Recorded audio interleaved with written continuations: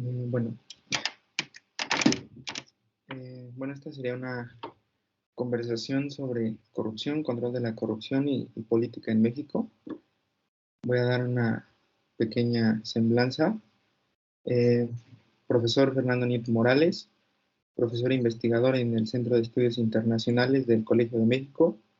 Es doctor en Sociología y maestro en Ciencias Sociales y del Comportamiento por la Universidad de Groningen, en los Países Bajos. Ha fungido como consejero en el Instituto Nacional de Transparencia, Acceso a la Información y Protección de Datos Personales, el INAI. Sus líneas de investigación y especialización incluyen la organización y confianza en el gobierno, corrupción, patologías burocráticas y la profesionalización de las organizaciones gubernamentales. Además, es miembro del Sistema Nacional de Investigadores y en 2016 obtuvo el Premio Erasmo a la Investigación en Ciencias Sociales de la Real Academia Neerlandesa de Ciencias. Profesor, muchas gracias por el tiempo. Un gusto, Fernando.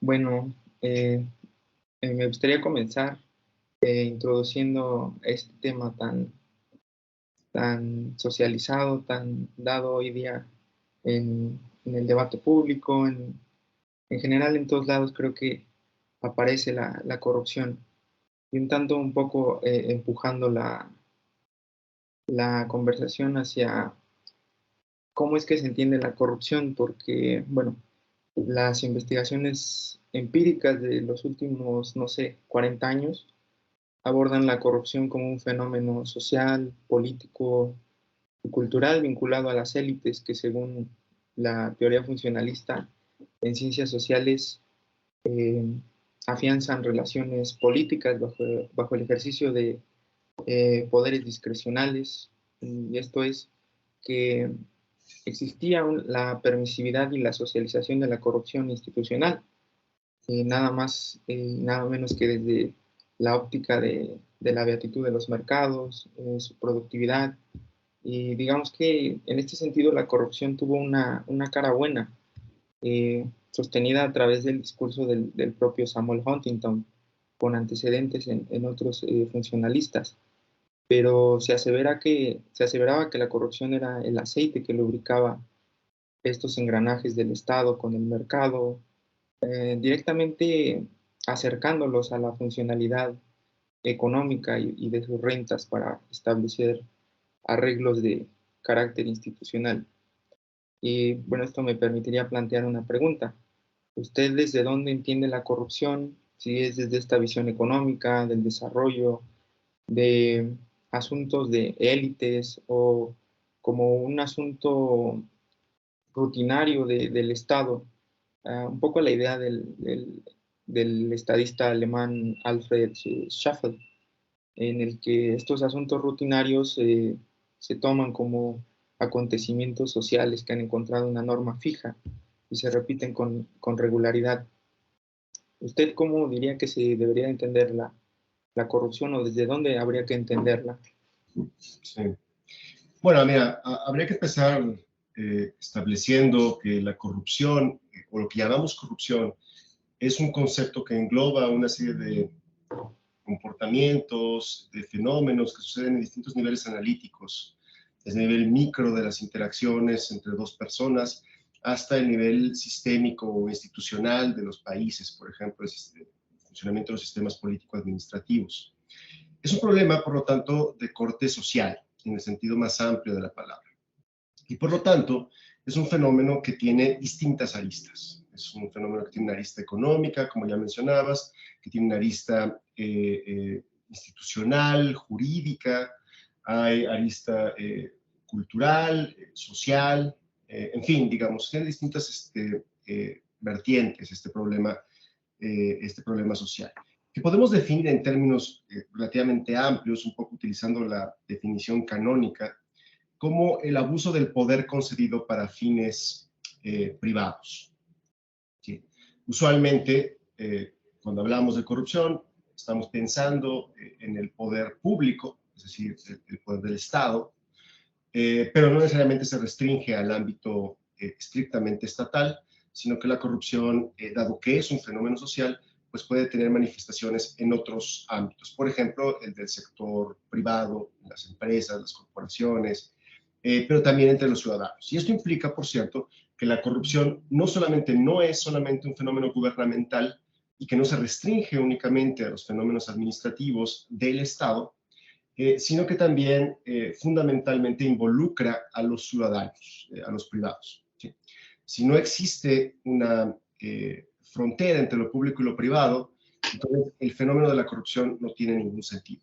¿Sí? Entonces, justamente cuando en esa lógica de una frontera entre lo público y lo privado, entre el poder que se otorga y las expectativas relacionadas con ese poder, es que podemos imaginar los fenómenos o entender los fenómenos de corrupción. ¿Sí? Ahora, dicho todo esto, también es cierto que la corrupción, de nuevo, como concepto, engloba muy distintos fenómenos que no necesariamente son equivalentes entre ellos, tanto en términos de sus manifestaciones como en términos de sus causas. Por ejemplo, cuando hablamos de corrupción, hablamos de sobornos, pero también hablamos de nepotismo, pero también hablamos de conflicto de intereses o hablamos de abuso de autoridad. Estos son todos fenómenos que reconocemos como problemas de corrupción y, sin embargo, cada uno de estos tiene antecedentes distintos, tiene manifestaciones específicas, tanto dentro como fuera del Estado, e implica, por lo tanto, pues, cadenas causales concretas relacionadas con cada uno de ellos. ¿Sí? Entonces, primer punto que diría es que, bueno, sí podemos entender la corrupción, digamos, a partir de esta definición general del abuso del poder concedido para fines privados y legítimos. Sin embargo, cuando hablamos de corrupción hay que pensar que estamos hablando de un fenómeno muy complejo, ¿sí? con manifestaciones muy distintas.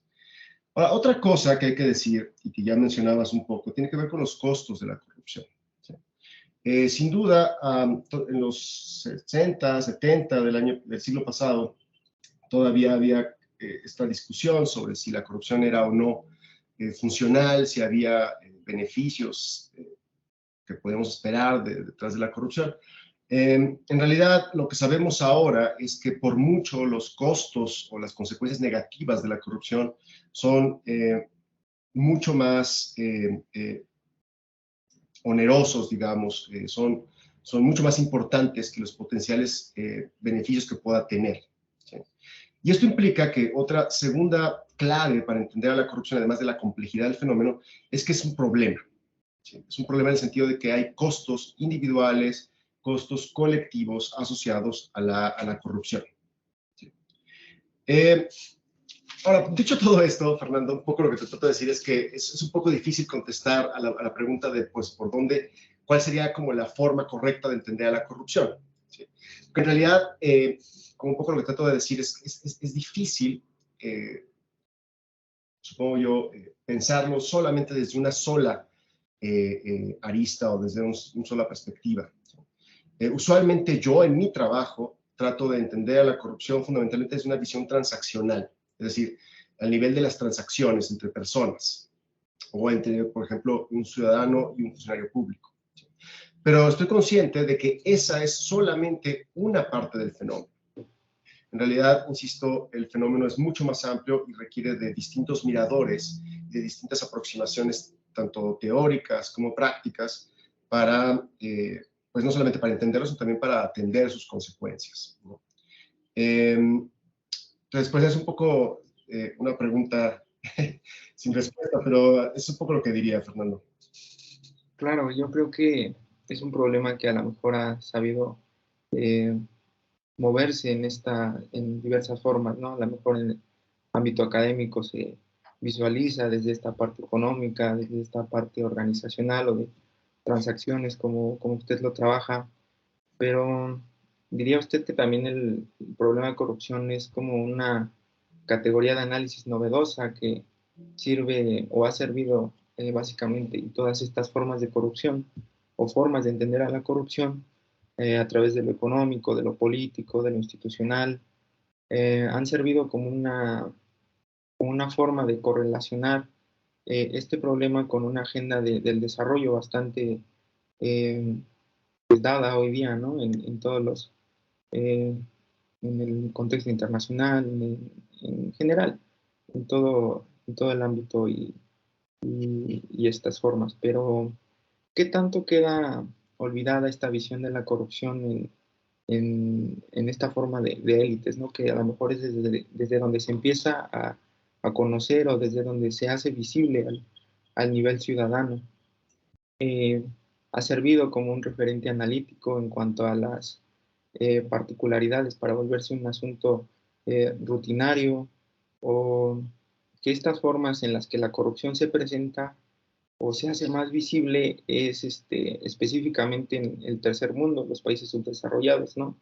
Que a lo mejor sirven para fortalecer tesis sobre el corporativismo, el estado patrimonialista o el propio estudio de sus organizaciones burocráticas. Pero, ¿en dónde quedarían explícitos estos costos asociados a la corrupción administrativa? ¿Usted diría que es un tema que se vincula o se genera desde la evaluación económica en sus limitantes o detonadores como posibilidades de crecimiento? ¿O es un tema que debería referirse a la organización gubernamental?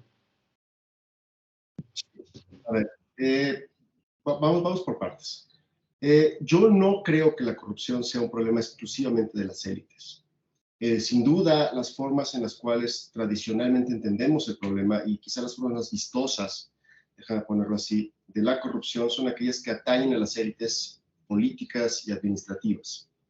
Sin embargo, en buena medida, la corrupción entendida como un problema social, en el sentido más amplio del término, implica que pues no solamente está restringido al ámbito de las élites como tales, sino que en buena medida muchas personas que no son parte de la élite participan a veces asiduamente en distintas redes y fenómenos de corrupción. Esto queda más claro, por ejemplo, cuando nos alejamos de los grandes escándalos de corrupción y de lo que podríamos llamar la gran corrupción y nos acercamos hacia la corrupción burocrática o corrupción administrativa, que usualmente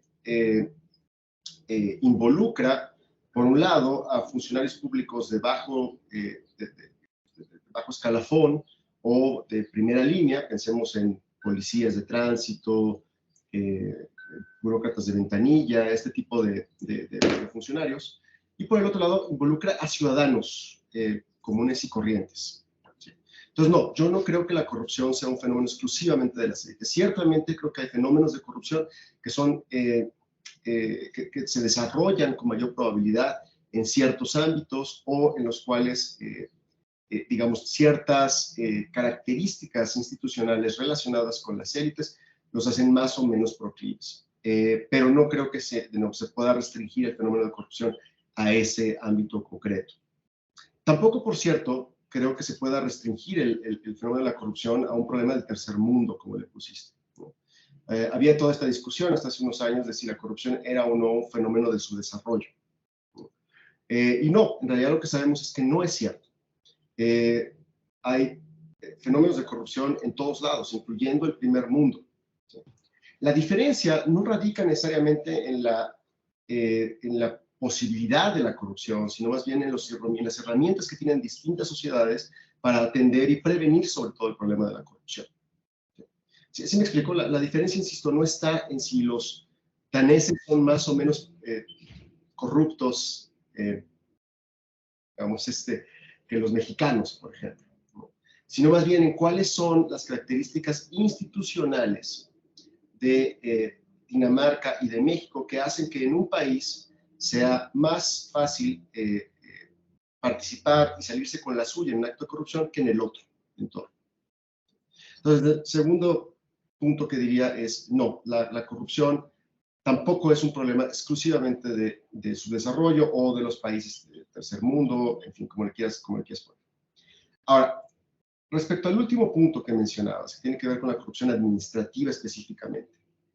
A ver, la corrupción administrativa o la pequeña corrupción sucede fundamentalmente en las interacciones entre los servidores públicos y las personas. Usualmente, por cierto, esto sucede en los puntos de contacto, en los puntos de servicio. Cuando, por ejemplo, una persona quiere buscar acceso a un servicio público, cuando quiere acceder a un programa social, cuando quiere tener ciertos beneficios relacionados con cierta política pública. En esas interacciones usualmente es que sucede la corrupción administrativa. Y sabemos, por cierto, que hay distintas manifestaciones de este fenómeno.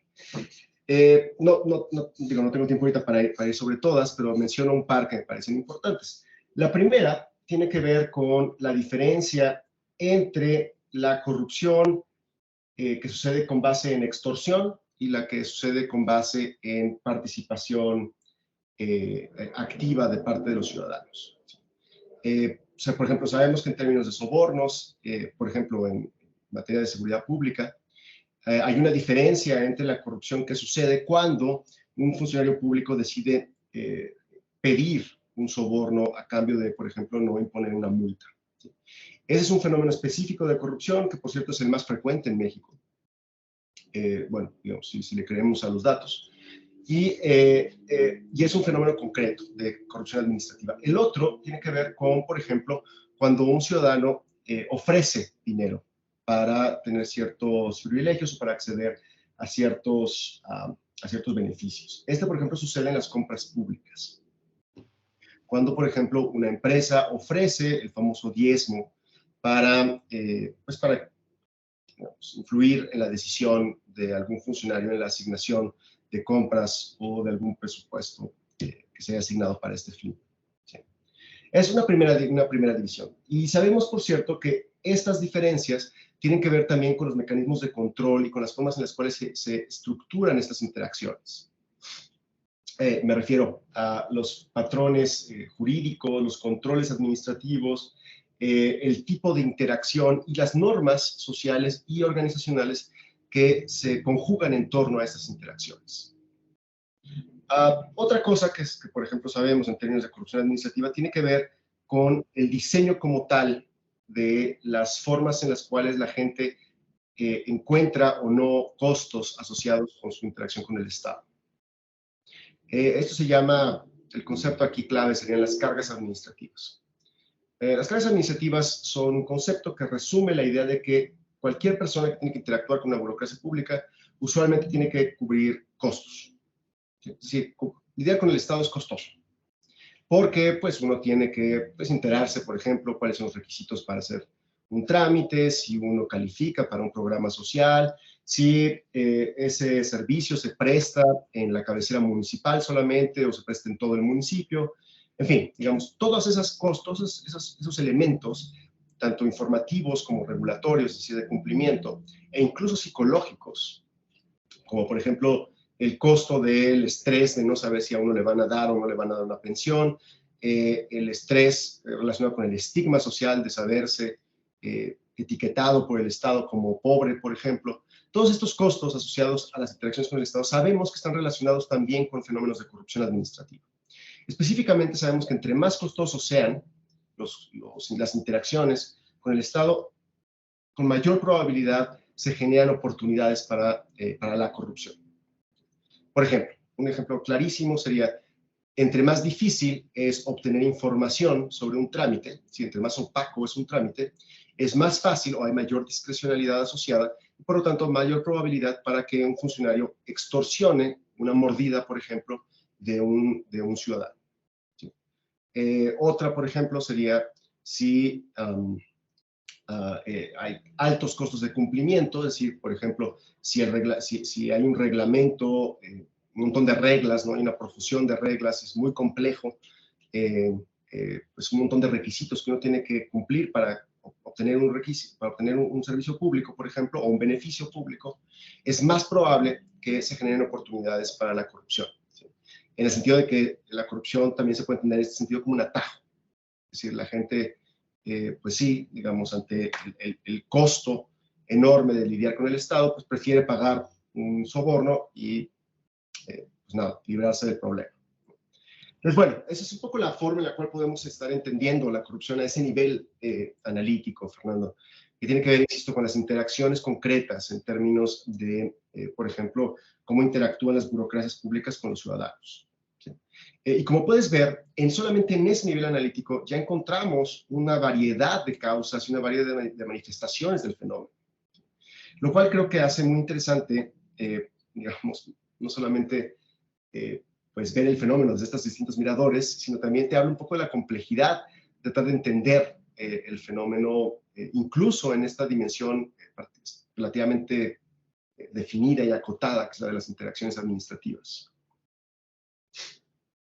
Claro, pero digamos, esta disociación entre corrupción a gran escala, corrupción a nivel ciudadano, es un asunto que a lo mejor usted, como lo dijo, para entenderlo analíticamente tendríamos que remontarnos a lo mejor en una idea de algún conservatismo burocrático en el que se persigue esta racionalización de estos poderes decisionales, digamos, es decir, dejar estos temas en los asuntos de la propia administración, de esta administración racional, de esta administración eficiente, pero que también es muy compleja, como usted lo decía, tratar con cargas administrativas que ciertamente, pues, eh, o muchas veces es más fácil eh, someterse a esta lógica de sobornos, de no lidiar con lo problemático que son estos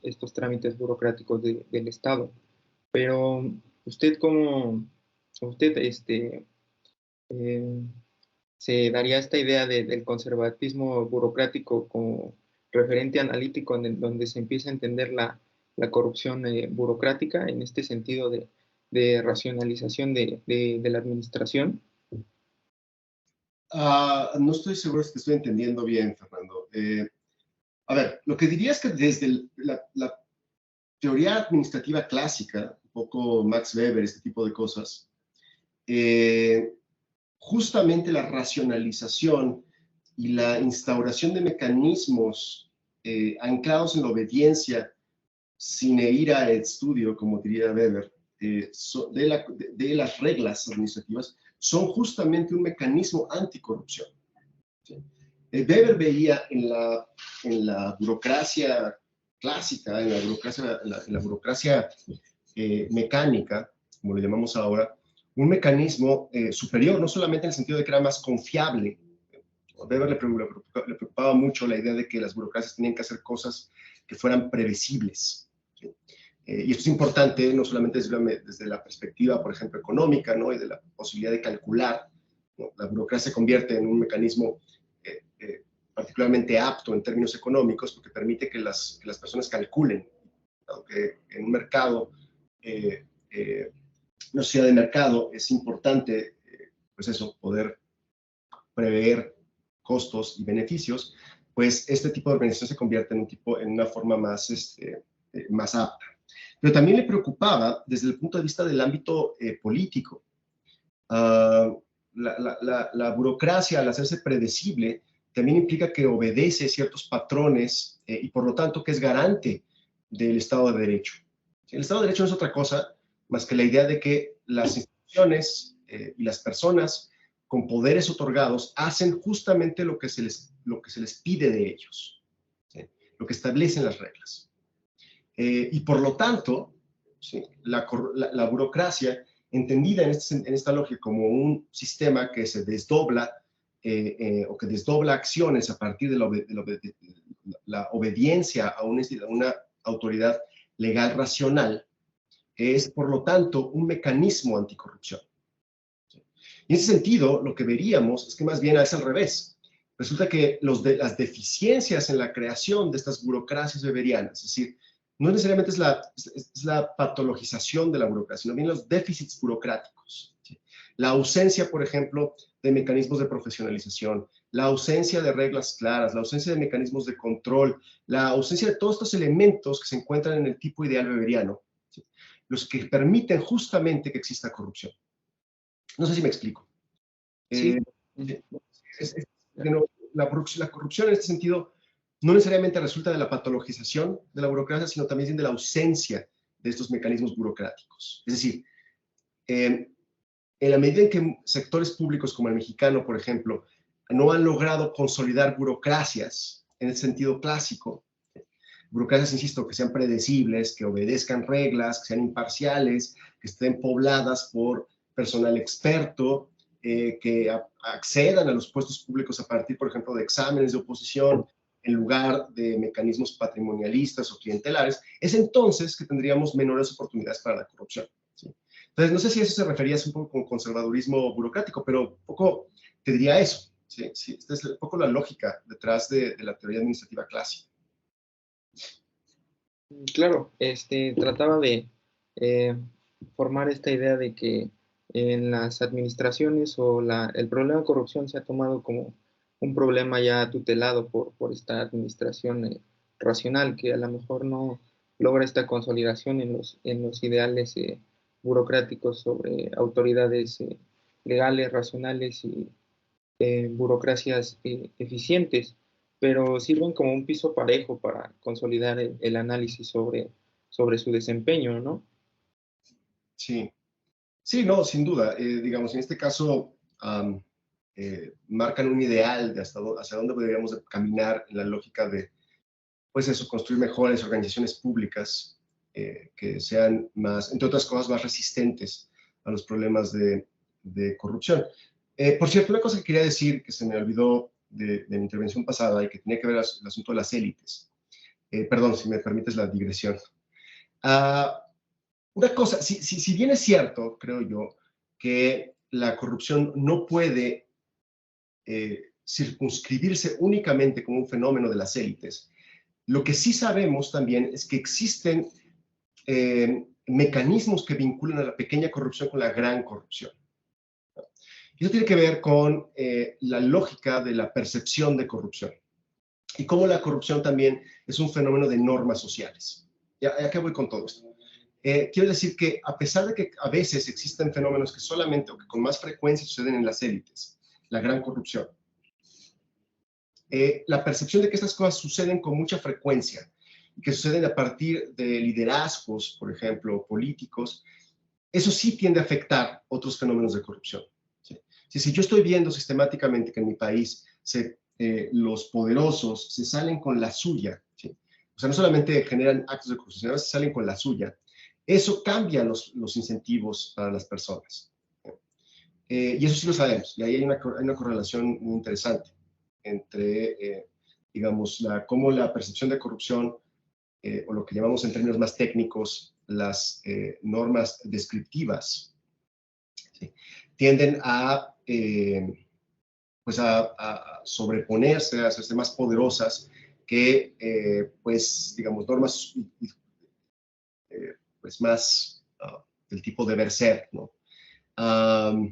Es decir, a lo que voy es que, a pesar de que, incluso sucede en México, por cierto, cuando tú le preguntas a la gente si la corrupción es buena o mala, en general te dicen que es mala, ¿no? Hay una condena a la corrupción en general, y eso lo vemos en todos los indicadores. Sin embargo, cuando le preguntas a la gente si es o no frecuente la corrupción, todo el mundo te dice que sí es muy frecuente. Y lo interesante aquí tiene que ver con cómo esa percepción de corrupción generalizada a su vez se convierte en un vehículo que permite, entre otras cosas, racionalizar mi participación en actos de corrupción. Es decir, si yo estoy viendo que otros, incluyendo y particularmente aquellos que están en la élite, están participando en actos de corrupción, eso genera una percepción de que hay cierta permisibilidad respecto a los actos de corrupción. Y en ese sentido, sí, claramente hay un vínculo entre la corrupción de las élites, o la gran corrupción, por llamarla de esta manera, y la pequeña corrupción, o la corrupción en la que participamos las personas de a pie, digamos. ¿Sí? Y es, por cierto, interesante, también refiriéndome a los estudios, cómo ese mecanismo también se refleja en la forma en la cual racionalizamos nuestra propia participación en actos de corrupción. Si tú le preguntas a la gente qué es la corrupción o dónde sucede la corrupción, usualmente te dicen, bueno, la corrupción es la de los políticos, ¿no? La de los diputados, la de los grandes funcionarios públicos, ¿no?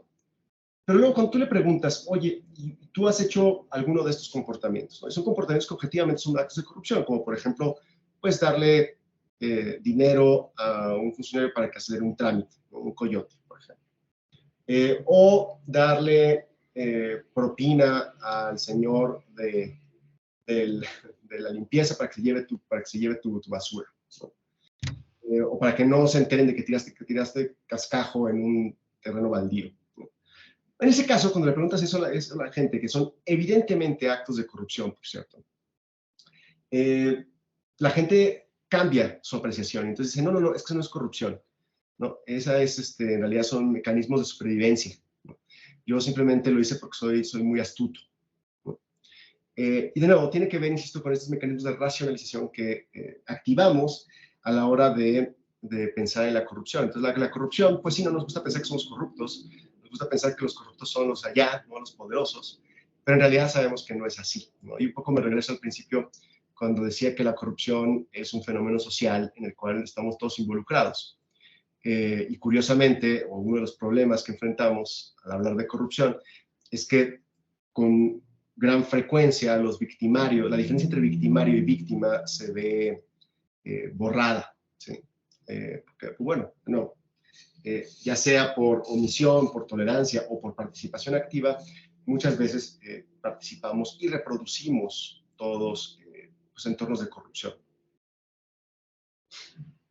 Claro, y yo creo que regresando un poco a esto de las élites, que me pareció muy, muy interesante cómo se vincula, eh, ¿usted o cómo vería si esta idea sobre la corrupción que se ha moldeado últimamente o que se ha tenido es a lo mejor un problema ya que se deja en manos de la propia administración?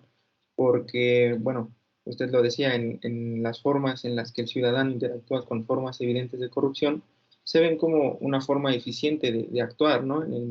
En cualquiera de que sean sus asuntos. Pero a lo mejor esta idea, un poco concatenándola con la experiencia histórica y política del propio México, un tanto la idea del prismo del siglo pasado es que esta idea de corrupción de élites era su propia forma de economía política, como se movía este sector, ¿no? En el sentido de que se alimentaban a través de la organización del trabajo en intereses empresariales, a través de la propia liberalización económica y de monopolios, ¿no? Que a lo mejor eso se veía un poco mal, o del sector rural, ¿no? A través de la participación en los ejidos, del control fiscal, para que estos monopolios que salieron beneficiados desde la liberalización económica pagaran menos impuestos. Sí. Diríamos que esta forma de gran corrupción sería un tanto la idea de cómo se ha formado el sistema político actual, eh, y que a lo mejor al gobierno actual le ha servido como experiencia histórica para moldear una figura de liderazgo en este problema, que deja un tanto al lado esta forma en la que usted nos plantea la corrupción sobre el nivel ciudadano, cómo interactúa. Ha sido un problema que se vincula a las administraciones, a los problemas que los gobiernos sobrediagnostican en sus discursos, eh, que a lo mejor hoy día la administración federal tiene mucho énfasis en cómo se ha venido dando esta forma de corrupción, en dónde se empezó a hacer visible y cómo empezó a consolidarse como un gran problema, ¿no? Que atañía efectivamente a esa forma de gran corrupción. Y bueno, digamos, esta idea de corrupción o de gran corrupción a gran escala, ¿usted diría que ha servido para ejecutar acciones contundentes hoy día, más allá del discurso de la propia administración actual? Híjole. A ver, mira, yo creo que, antes de responder tu pregunta, creo que tienes toda la razón en un punto importante. Es que ciertamente hay toda una economía política de la corrupción, eh, que además tiene que ver no solamente con la forma en la que está eh, eh, configurado o que funciona el aparato administrativo del Estado, sino que tiene que ver con dinámicas históricas de construcción del poder público y de entendimiento del poder público en México. Entonces, tú mencionabas, por ejemplo, los vínculos entre la élite política y la élite económica, por ejemplo, ¿no? Pero incluso si nos quedamos solamente en la élite política administrativa, muchos fenómenos que ahora nos parecen muy normales, como el nepotismo, por ejemplo, o el clientelismo en la asignación de puestos públicos, que es un fenómeno de corrupción, por cierto, fueron funcionales al régimen siguen siendo funcionales, por cierto, al régimen. La lógica de que yo, de cada sexenio, por ejemplo, yo entro como nuevo funcionario y me traigo a mi equipo, era perfectamente, no solamente funcional, sino hasta legítima, sigue siendo legítima, como pauta de organización del sector público en México. ¿Sí? En la lógica de que esto permite la circulación de élites administrativas y por lo tanto genera la obsesión del priismo del siglo XX, que era la estabilidad durante buena parte. Entonces sí, claramente hay determinantes de la economía política o desde la economía política y particularmente de las dinámicas de construcción institucional de México que determinan en buena medida pues la permanencia, la repetición de estos fenómenos de corrupción a gran escala, pero también los de pequeña escala, ciertamente. Ahora, respondiendo a tu pregunta de si estamos o no estamos solucionando el problema de la corrupción, pues mira, yo creo que no. A ver, creo que ha habido algunos cambios relativamente marginales, particularmente en lo que se refiere a la percepción de corrupción. ¿Sí? La percepción de corrupción ronda alrededor del 62% de las personas, es decir, 62 de cada 100 mexicanos piensan que hay mucha corrupción en México. Es el indicador de la ENSIG, que es la Encuesta Nacional de Calidad de Impacto Gubernamental del INEGI. Y es un indicador que venía creciendo desde 2013 y que con el cambio de administración pues no necesariamente se reduce, pero sí parece que se frena un poco el crecimiento de ese indicador. Y pues nada, hasta ahí un poco las buenas noticias, me temo, porque el resto de los indicadores que tenemos, y particularmente los indicadores relativos a la experiencia de corrupción, que no es lo mismo que la percepción. La experiencia se refiere a la gente que reporta ser víctima de un acto de corrupción en las interacciones con el Estado. Ese es un indicador que ha venido aumentando sistemáticamente y además con significancia estadística. Es mucho menor a lo que imaginaríamos, ¿no? La tasa está como en 16%, más o menos a 16 de cada 100 mexicanos dice que participó directamente en un acto de corrupción, al menos en estos términos, no términos administrativos, burocráticos. Muy probablemente esa cifra está subrepresentada, digamos, entre otras cosas porque nadie quiere decir abiertamente que participó en un acto de corrupción. Pero bueno, claramente hay una proporción importante de mexicanos que participan en un acto de corrupción y esa proporción ha venido aumentando. ¿Sí? Entonces, pues no, me temo que esos grandes indicadores no nos arrojan una historia particularmente de éxito en estos años. Habría que decir también, por cierto, que lo que pueda o no hacer la administración federal es acaso una partecita de lo mucho que involucra el combate a la corrupción. Es decir, el combate a la corrupción no es solamente una cuestión de las administraciones públicas, federal o locales, también es una cuestión que atañe a otros poderes públicos, al legislativo, al judicial, que atañe a los órganos autónomos del Estado, que pasa por cuestiones no solamente pues estrictamente de persecución administrativa o penal de los actos de corrupción, sino que también tiene que ver con cosas como la prevención, el rediseño de procesos, la profesionalización de la función pública, involucra ciertamente las tareas de fiscalización. En fin, a lo que voy un poco es que esa complejidad de la que yo hablaba al principio, Fernando, del problema de corrupción, también te habla de que las soluciones involucran necesariamente a muchas instituciones y a muchos sectores. ¿Sí? Pero bueno, suponiendo que, dado esa complejidad, ¿hasta dónde es que ha avanzado esta administración? Bueno, me temo, insisto, que poco. No solamente no ha habido un cambio en los principales indicadores, las políticas actuales son, en realidad, pues en su gran medida han sido recicladas de cosas que ya teníamos. Ha habido poca innovación en ese sentido. Y quizá más preocupante aún es que ha habido poca efectividad en las políticas que se han desarrollado. Por ejemplo, sigue habiendo una tasa altísima de adjudicaciones directas en términos de compras públicas, sigue sin existir un servicio profesional, un servicio civil en la administración pública federal que nos permita tener seguridades de que se asignan los puestos con base en competencias y no con base en afinidades políticas o nepotismo. ¿Sí? La tasa de castigo, perdón, al revés, perdón, la tasa de impunidad en actos de corrupción sigue siendo altísima, incluso solamente en cuestiones federales. ¿Sí? La Fiscalía Especializada en Actos de Corrupción, que no sé, ya sé que no depende de la administración pública, pero digamos que es uno de los puntales del combate a la corrupción a nivel nacional, está siendo relegada, no hacen mucho, que digamos. En general hay pocos recursos, la política de austeridad republicana también le ha pegado a los distintos ámbitos relacionados con el combate a la corrupción, esto desde 2018, está muy documentado, lo han hecho los colegas de México Evalúa, por ejemplo. Y bueno, pues nada, por otro lado se han abandonado las pocas herramientas que existían, el Sistema Nacional Anticorrupción, por ejemplo, no ha sido utilizado, ha sido un poco relegado y ha sido, pues no sé, parece un poco como, pues como que van a las reuniones, pero pues no pasa nada con ese sistema, ¿no? En buena medida lo abandonó el gobierno federal, entonces pues no sabemos muy bien qué pasa. Entonces pues eso, Fernando, pues te parece que estamos un poco en ese escenario. Se habla mucho de corrupción, ciertamente, poco el presidente lo repite hasta la náusea todos los días, el tema de la corrupción.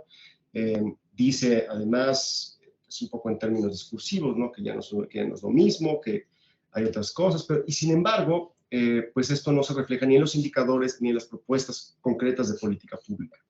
Entonces, pues estamos en ese escenario. Hemos reconocido que el problema es muy grave, se ha convertido en un punto central, nodal de la discusión pública, y sin embargo, parece que pues hasta ahora las cosas no pintan muy bien, no hay señales de cambios en el horizonte. Claro, bueno, un poco retomando esta idea de que a lo mejor sí habría que visualizarlo como un problema de economía política. Usted, como lo mencionaba, hoy día aún existen tasas altísimas de adjudicaciones directas, de formas de este nepotismo de compadrazgo, a lo mejor con el poder económico, pero un poco adelantándome porque se nos acaba el tiempo. Me gustaría plantear un tanto esta idea de percepción de la corrupción o de formas de entender a la corrupción a través de estos índices, porque si bien a lo mejor desde la academia, usted lo sabe bien, a lo mejor no se ha encontrado un consenso en estas formas de lucha contra la corrupción, ¿no? A lo mejor las fuentes son muy estadísticas en el sentido de percepción e impacto, y a lo mejor muchas veces conocida desde esta numerología dada en índices financiados por organismos internacionales, ¿no? El índice de percepción de la corrupción, de Transparencia Internacional, los índices del Banco Mundial, etcétera. Pero estas formas de percibir a la corrupción tienen eh, su crítica a través del vacío metodológico y específicamente cualitativo, ¿no? Desde la percepción. Pero medir la corrupción desde esta manera, a lo mejor un tanto tan estandarizada estadísticamente para cuantificar los niveles de riesgo en base a la experiencia directa de la percepción, que a lo mejor es la que está más de moda. ¿Usted diría que es confiable este tipo de mediciones? Porque de algún modo se han usado como índices del desarrollo, o en el que, por ejemplo, la economía académica ha encontrado pues gran parte de su brecha de estudio actual, ¿no? En las que a lo mejor interrelacionan estos problemas como métodos conceptuales, teoría de juegos, dilemas morales, pero el análisis tendría que ir más robustecido al propio análisis institucional o al estudio de las reglas, como lo mencionaba usted antes. En general, ¿usted cómo diría que se puede innovar esta descripción y cuantificar a la corrupción? Sí, a ver, no, yo no creo que hay toda una discusión que es un tanto tediosa en realidad sobre la mejor forma de medir la corrupción, y un poco el spoiler es que no hemos llegado a la solución, ¿no? Ciertamente tenemos distintos enfoques que nos permiten encontrar o medir distintos aspectos de la corrupción. Están las medidas de percepción, por ejemplo, y las medidas de experiencia, pero existen otras, por ejemplo, las medidas de registro que tienen que ver con con eso, con los archivos, los casos que se documentan, ¿no? Ya sea desde el periodismo o, por ejemplo, en términos judiciales. Existen otra serie de herramientas, todas las herramientas indirectas, por ejemplo, ¿no? La medición, pues quizás los más famosos son las mediciones del valor de las empresas sospechosas de ser corruptas, ¿no? En distintos momentos, en la bolsa de valores. En fin, hay distintas formas de entrarle al problema. El problema, en todo caso, es que por un lado, la corrupción no solamente es muy compleja, y la forma en la cual tú mides un fenómeno complejo, pues tiene que ser igualmente compleja, multifacética.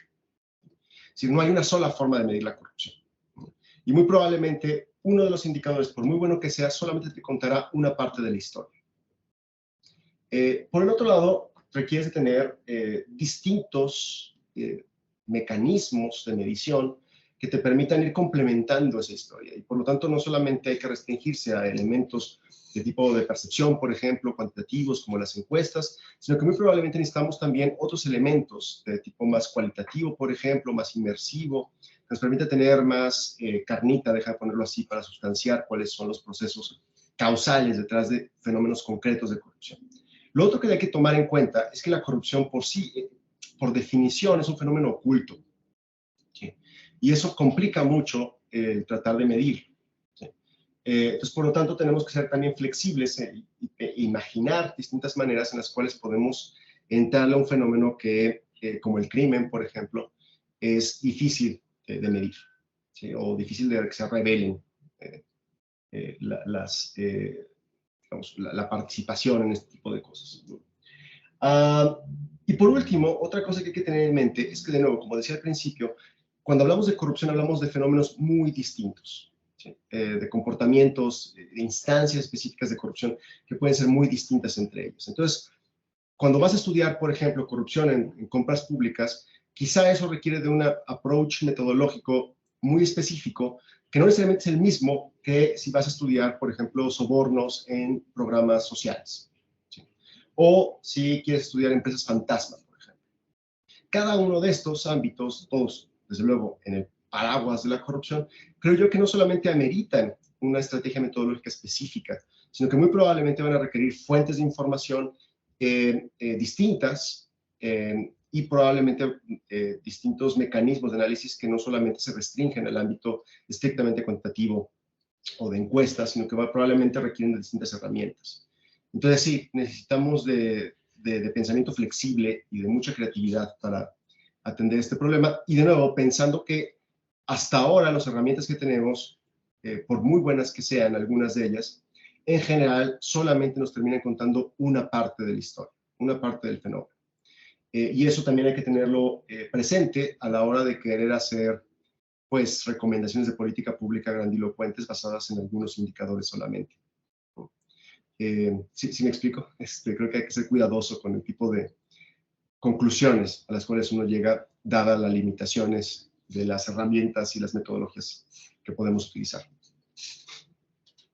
Sí, pero bueno, también se me olvidó mencionar en una intervención pasada de usted que mencionaba sobre que a lo mejor el problema de corrupción era o se veía como un problema del tercer mundo, del subdesarrollo, por sus altas tasas de pobreza, marginalidad, etcétera, ¿no? Que se usa como un indicador casi socioeconómico. Y a lo mejor los países que mejor son evaluados son los que a lo mejor se acercan a esta idea que últimamente he estado viendo sobre corrupción a través del lobbying o del cabildeo, como mecanismos específicos que ayudan a esta comunicación de grupos de interés con el sistema político. ¿Usted diría que a lo mejor esta forma de cabildeo, de formas de institucionalizar las formas de comunicación con el poder político son formas eh, de corrupción, formas de entender este problema como problema de países no pobres? Híjole, no, hay toda una discusión respecto a si el lobbying es o no una forma de corrupción. Yo diría que no necesariamente per se es una forma de corrupción, tiene que ver mucho con cuáles son los mecanismos en los cuales se desarrollan este tipo de interacciones. ¿Sí? Hasta dónde hay transparencia, por ejemplo, hasta dónde se considera legítimo cierto tipo de intervenciones, hasta dónde es que existen mecanismos de control que permiten que, a pesar de que o sea, se puedan comunicar intereses legítimamente, pero que al mismo tiempo se protejan intereses colectivos de aquellos que no tienen los medios de estar haciendo lobbying directamente con las empresas, hasta donde, por ejemplo, existe un sistema judicial que sea efectivo y que permita que, pues, que no solamente aquellos que tienen los recursos sean los que ganan en este tipo de interacciones, pues de eso dependerá si es o no deseable, si es o no un problema, ¿no? Pero de nuevo, todo esto depende de los entornos en los cuales se desarrolla este comportamiento. Pero bueno, no sé si eso responde a tu pregunta, pero en general yo diría que pues, depende. Depende en qué entorno, en qué contexto, con qué controles se desarrolla el lobbying para ver si es o no es una mala práctica. Pues sí, sería básicamente estudios específicos sobre esto. Bueno, ya para ir cerrando, porque el tiempo se nos fue, bueno, diríamos que las acciones anticorrupción actualmente en México, y una de ellas, yo creo que la que más tomó relevancia es el Sistema Nacional Anticorrupción. Y usted escribió un artículo sobre eso, ¿no? Sobre su evaluación del sistema que se llama El legado del sexenio de la corrupción, los retos del Sistema Nacional Anticorrupción, en el que explica pues propiamente sus retos, su eventual desempeño como una política efectiva contra la corrupción, pero que a lo mejor ciertamente nace como una respuesta inducida al propio descontento social sobre los grandes escándalos de corrupción de su propio grupo político, del presidente o la Casa Blanca, ¿no? En este grupo político está tan renombrada forma del nuevo PRI, ¿no? Con los Duarte en Veracruz y en Chihuahua y otras entidades en donde se hacía visible estos grandes escándalos de corrupción. Pero, ¿usted qué retos visualiza en el propio sistema nacional anticorrupción? En el sentido de una respuesta consolidada, ya que existe un énfasis en este gobierno contra la corrupción. No, a ver, yo creo que los retos inmediatos del sistema tienen que ver con su supervivencia, para empezar. No es claro hasta ahora que se haya consolidado en una estrategia viable. No solamente me refiero en términos presupuestarios, sino incluso quizá más importante en términos políticos. Ese será el primer reto que enfrentará. Yo creo que hasta ahora, más allá de la desidia que ha tenido la actual administración respecto al Sistema Nacional Anticorrupción, en sí mismo el sistema no se ha consolidado en rutinas, en mecanismos, y esto es a nivel nacional. A nivel local esto era más complicado el panorama, porque además hay distintas realidades. En general no están funcionando muy bien los sistemas locales anticorrupción. Muchos de ellos están cooptados o son disfuncionales o no están paralizados, digamos, son medio escleróticos. Entonces, no, yo creo que el primer reto sigue siendo el de la consolidación y el de la ejecución como tal del sistema, ¿no? Y es un problema, pues sí, un problema técnico y es un problema presupuestal también, pero también es un problema político. Es decir, la premisa detrás del Sistema Nacional Anticorrupción y de los mecanismos asociados era no solamente que la gente iba a cooperar, lo cual, por cierto, si me preguntas, era un supuesto un tanto valiente, ¿no? Sino que por el otro lado también se suponía que iba a haber que pues por alguna razón los gobiernos iban a ceder control de sus políticas anticorrupción a este a este mecanismo de coordinación, lo cual claramente no está sucediendo. Entonces, pues sí, hasta que no resolvamos el problema político, me temo que no habrá realmente viabilidad seria del Sistema Nacional Anticorrupción o de los sistemas locales, o digamos, el sistema en su conjunto, ¿sí? Entonces yo diría que es el primer reto al que se enfrentan y quizá el más importante. Y sí, creo que si no se resuelve esto en lo inmediato, pues muy probablemente el Sistema Nacional Anticorrupción quedará como otro intento mal logrado del Estado mexicano por atajar un problema que claramente es importante, que claramente tiene costos y que hasta ahora no hemos resuelto adecuadamente. Sí, más que nada en la consolidación efectiva.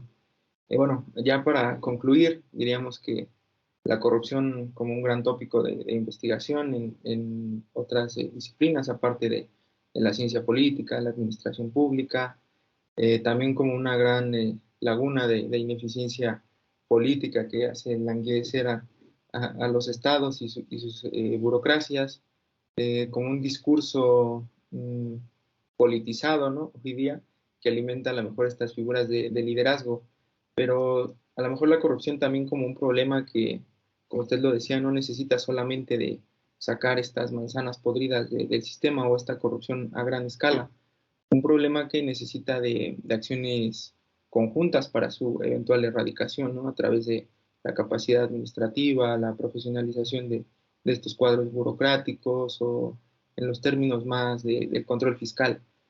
Pero a lo mejor que hoy día esta agenda contra la anticorrupción o la lucha contra la corrupción se hace difícil trazar una salida efectiva por el propio contexto, los propios costos asociados a la pandemia y de recuperación. Y bueno, ya para concluir, ¿qué conclusión le daría usted a esta lucha anticorrupción hoy día? No, no, a ver, no, yo creo que no es una conclusión. En realidad estamos metidos todavía en el problema. Yo creo que el problema además en buena medida se complejiza y se reinventa a sí mismo.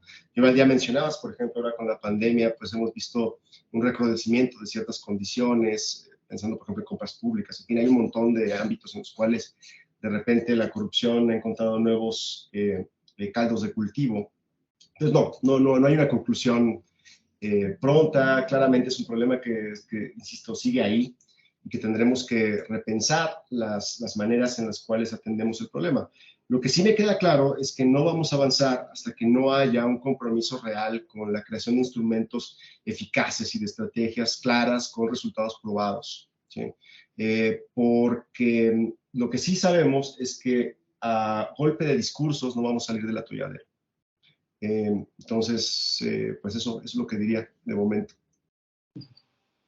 Pues bueno, profesor, le agradezco el tiempo y el espacio. Te agradezco a ti, Fernando. Vale.